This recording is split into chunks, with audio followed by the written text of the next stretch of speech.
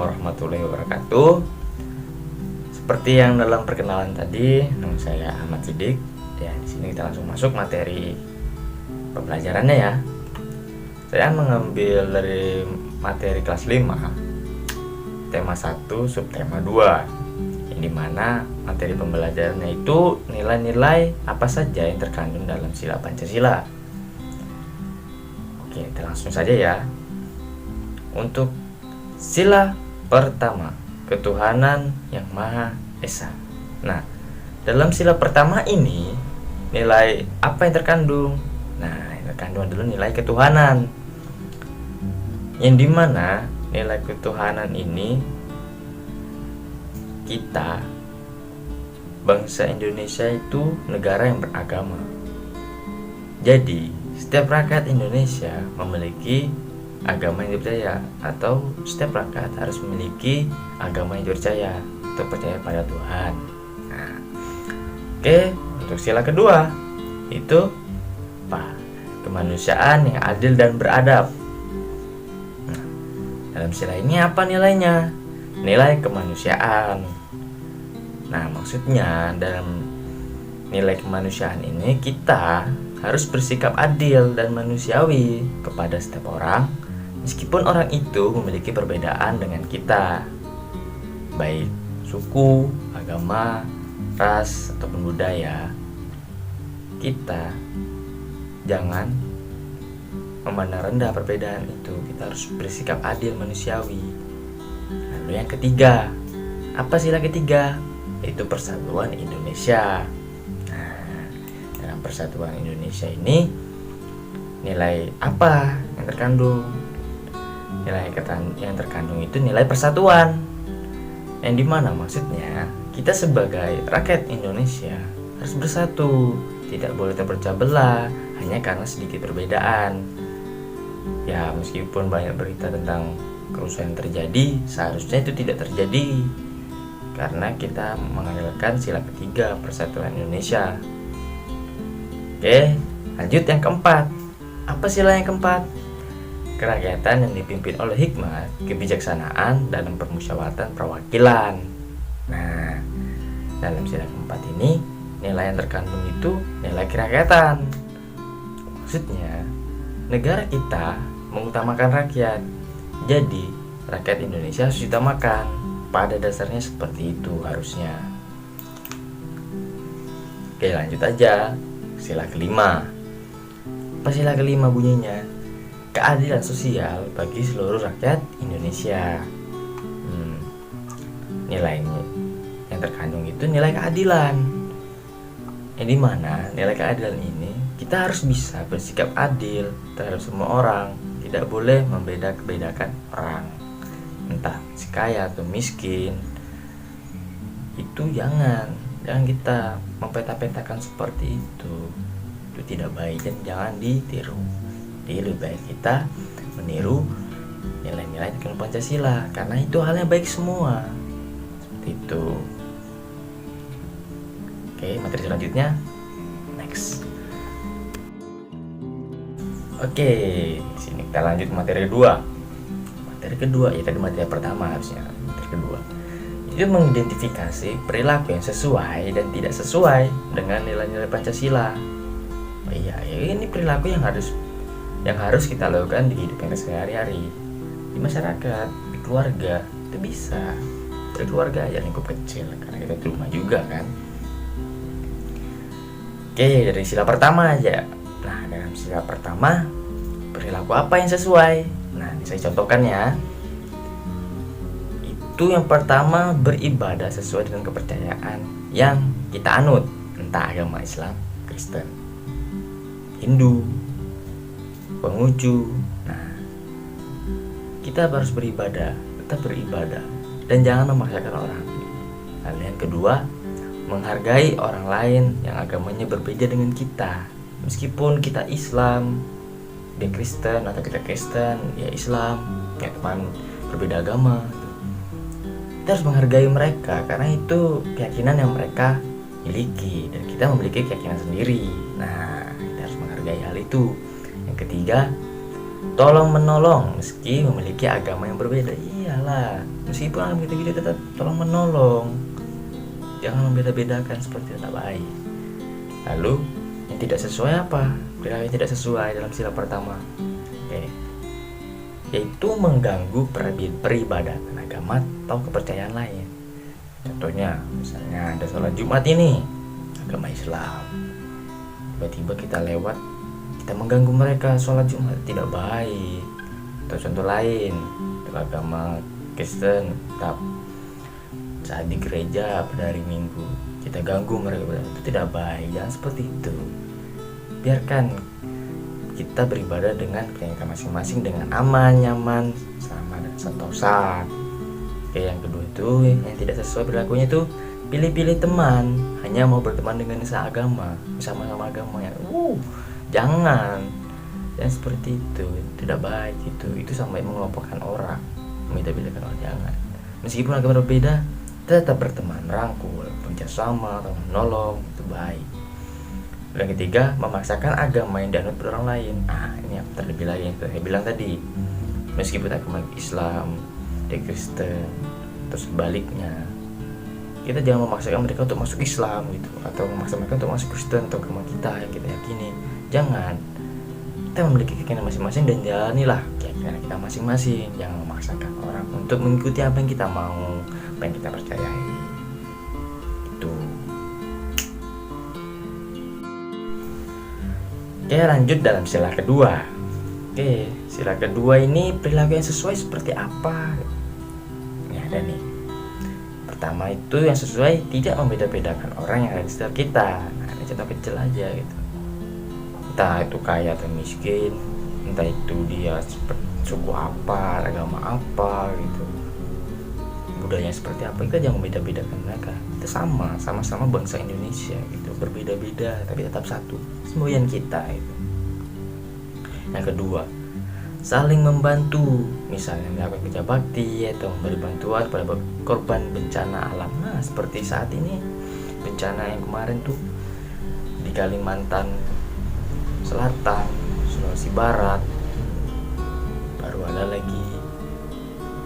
Itu kita harus bekerja sama. Kalau tidak ada kita, siapa lagi kan yang membangun negara kita? Nah, perilaku tidak sesuai seperti apa? Nah, yang pertama, tidak mengakui persamaan derajat sehingga memandang dan memperlakukan rendah orang lain. Nah, itu tidak baik. Jangan menganggap bahwa kita ini paling baik seperti itu. Jangan menganggap kita ini paling suci, paling hebat. Jangan. Kita tuh sama pada dasarnya. Tidak ada yang hebat, tidak ada yang suci. Kita sama. Jadi kita harus bergotong royong, berteman. Yang kedua, suka sekali menyulut kebencian terhadap sesama, memprovokasi, mengolok, dia beda budaya atau beda warna kulit atau beda warna rambut, terus kita mau ngolok-ngolok mereka, wah nggak baik gitu. Jangan. Lalu yang ketiga apa? Tidak toleransi atas pendirian orang lain dan jauh dari sikap tenggang rasa atau sikap menghormati. Jangan kita berbaik aja, kita menghormati, kita toleransi terhadap kebudayaan yang berbeda, ras yang berbeda, warna kulit yang berbeda. Itu tidak ada yang salah dengan hal itu. Lalu tidak senang dengan kegiatan kemanusiaan yang bersifat sukarela sekalipun tahu di mata kita tuh kayak mencari imbalan suatu hal yang apa gitu, padahal dia sukarelawan gitu. Kegiatan kemanusiaan itu kayak sosialisasi, kerja bakti itu kemanusiaan, menolong ke panti asuhan atau apa itu pejabat ke panti asuhan untuk memberi dana secara sukarela, tapi kita memandangnya tidak sukarela, itu tidak baik. Biarkan saja gitu. Toh itu perilakunya baik untuk dia, untuk sama juga. Langsung yang suka nih lagi nih yang terjadi, suka semena-mena dan menganiaya orang lain. Aduh, ini apalagi pada zaman digital seperti ini, jangan diikuti ya. Suka menganiaya orang lain. Menganiaya bukan fisik sekarang, itu omongan kita omongan kita sangat sakit gitu. Komentar di mana-mana, itu jangan. Kalau kita tidak tahu apa-apa, baik diam, kita melihat saja. Kalau kita memang ingin tahu, cari tahu aja di mana, di buku kah, atau kita cari lagi di internet, di blog lain, di berita lain. Jangan langsung tiba-tiba langsung komentar yang tidak baik, boleh tiru. Ya lanjut ke sila ketiga. Apa perilaku yang sesuai? Perilaku yang sesuai untuk sila ketiga: mencintai negara Indonesia dengan cara menjaga warisan budaya yang ada. Selain menjaga, kalau bisa kita mampu menginovasi agar budaya kita ini dikenal. Jangan dijaga saja, kita mengenalkan budaya kita, menginovasi agar menjadi lebih modern, mengikuti zaman. Nah, itu baru anak bangsa yang baik. Kenapa budaya kita sekarang jarang disukai kan? Pertama, dari kecil memang kita tidak pernah diajarkan, dikenalkan bagaimana budaya kita sebenarnya seperti apa. Lalu yang kedua, terlalu mematokkan, maksudnya seperti wayang atau wayang kulit harus begini. Kita inovasikan dengan cerita seperti cerita baru, atau perwayangan kita buat jadi animasi kartun. Yang penting budaya kita masih ada, kental di situ. Yang kedua, menjaga hubungan baik dengan teman-teman satu negara meski beda suku, agama, dan bahasa. Ini ya persatuan Indonesia, ini harus menjunjung tinggi nilai persatuan kita. Oke, perilaku yang tidak sesuai seperti apa? Nah, ini nih, kita malu menjadi warga negara Indonesia tuh, itu salah. Untuk apa kita malu? Kita harus bangga. Kita harus bangga menjadi warga Indonesia. Jangan. Yang kedua, memandang rendah orang-orang yang berasal dari daerah lain. Oh jangan, meskipun dari Papua, dari Timur, kita dari Kalimantan atau dari mana, jangan memandang rendah mereka. Kita sambut mereka jika kesini dengan baik-baik. Apa tujuan mereka kesini? Dari tempat tinggal, ya kita tolong gitu. Untuk kita satu tanah air kan. Lalu ketiga apa? Tidak mau bergaul dengan orang dari daerah lain karena menganggap mereka bukan bagian dari kehidupannya, untuk kehidupan kita gitu. Ya memang mereka bukan kehidupan kita, bukan bagian dari kita, tapi kita tidak boleh gitu, tidak bergaul gitu. Ya kita bergaul, jika kalau ada apa-apa kita saling ngobrol, berteman gitu.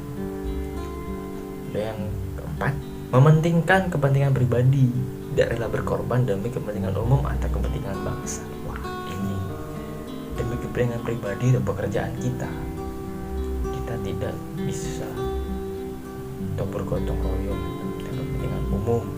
Bisa kita membuat seminisasi gitu. Ada seminisasi yang harus dijalankan, dikerjakan oleh warga kita sama-sama, tapi kita tidak memperdulikan itu.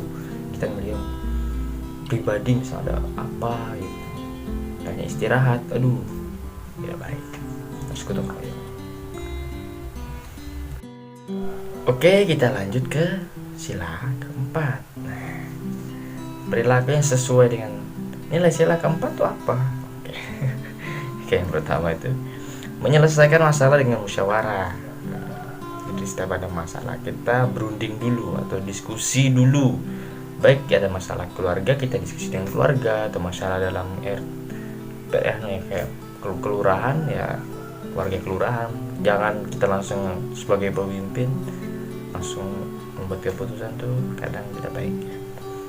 Yang kedua, tidak memaksakan kehendak saat bermusyawarah. Kayak dalam bermusyawarah gini misalnya, kita punya pendapat yang menurut kita itu benar gitu.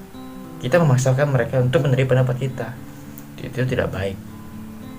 Jangan, kalau kita yang menyampaikan pendapat, kita sampaikan saja, entah diterima atau tidak, setidaknya kita sudah menyampaikan. Mungkin itu bisa menjadi referensi pemikiran kita dalam bermusyawarah. Yang ketiga, menerima hasil musyawarah dengan lapang dada. Nah, misalkan hasil musyawarahnya nih menyimpan dengan pendapat kita gitu. Oh, kayak pendapatku udah begini nih gitu. Tidak apa-apa, kita lapang dada karena itu sudah keputusan bersama dan keputusan terbaik yang bisa kita ambil untuk saat itu, untuk masalah itu. Dan perilaku yang tidak sesuai dengan sila keempat nih, tidak suka bermusyawarah. Nah, jika ada musyawarah masalah, kita nggak ikut gitu. Kayak masa bodoh, Allah, apa musyawarah itu tidak penting. Tahu-tahu itu tuh berkaitan dengan kehidupan kita juga kan. Wah, salah gitu. Lo menyelesaikan konflik dengan kekerasan. Wah, ini juga ada masalah atau apa, bertumbuk kan kekerasan, bakar-bakar. Wah, ini sudah. Ini merugikan namanya ini. Tak menyelesaikan masalah, merugikan kita semua. Lo yang ketiga yang tidak sesuai itu memaksakan kehendak atau pendapat pada orang lain. Nah, itu seperti tadi. Oke, langsung ke sila kelima. Perilaku yang sesuai seperti apa? Nah, bersikap adil pada setiap orang yang ada di sekitar kita, entah adik, entah kakak kalau ada, entah kakek atau nenek atau dulu bapak. Kita harus bersikap adil sama-sama. Jangan memilih satu pihak atau berpihak pada satu orang aja gitu, gak baik. Lalu yang kedua, menjalankan kewajiban kita menghormati hak orang lain. Nah, apalagi hak untuk hidup, hak untuk makan gitu. Apalagi kalau ada tetangga kelaparan gitu, kita mempunyai banyak makanan, kita kasih, karena mereka mempunyai hak untuk makan juga, untuk hidup sama seperti kita.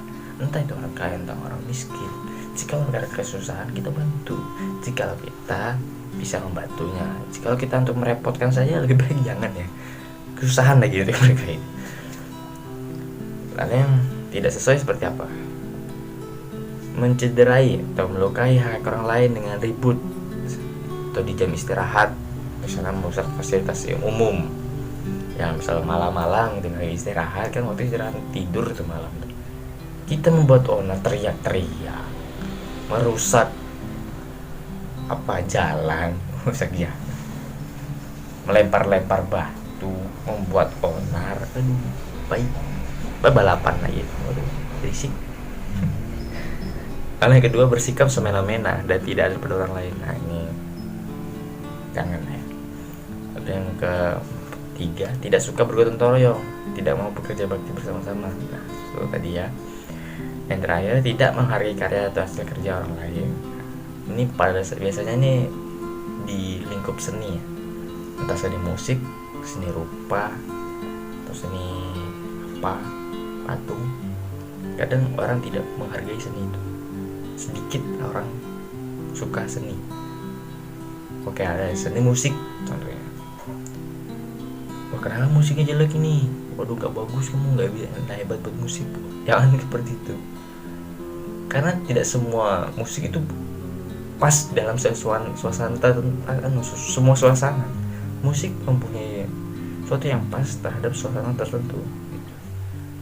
Atau hati kita mendengarnya tidak pas untuk musik itu. Contoh musik ya, atau seni lukis gitu. Wah, nih gambarnya gak jelas. Ya bukan gambar yang gak jelas, itu memang gambarnya seperti itu. Kadang melukis itu mengekspresikan hati kita dalam melukis. Jika memang tidak jelas, berarti ekspresi dalam dia seperti lagi adalah gitu ya. Setidaknya kita mengekspresiasikan, wah kamu ya bisa melukis ya, atau kamu bisa buat musik ya. Karena kita belum tentu bisa melakukannya, atau bukan bisa melakukannya, untuk bertindak membuatnya aja lah. Kalau belum pasti males gitu. Kamu kalah sebenarnya. Jadi jangan pernah menganggap remeh orang. Oke, sekian dari saya. Jika penjelasannya ada yang salah atau keliru, ya saya mohon maaf ya. Karena kita sama-sama belajar, dan saya menyampaikan yang menurut saya ya untuk saat ini seperti itu gitu yang saya dapat. Oke, terima kasih, bye-bye.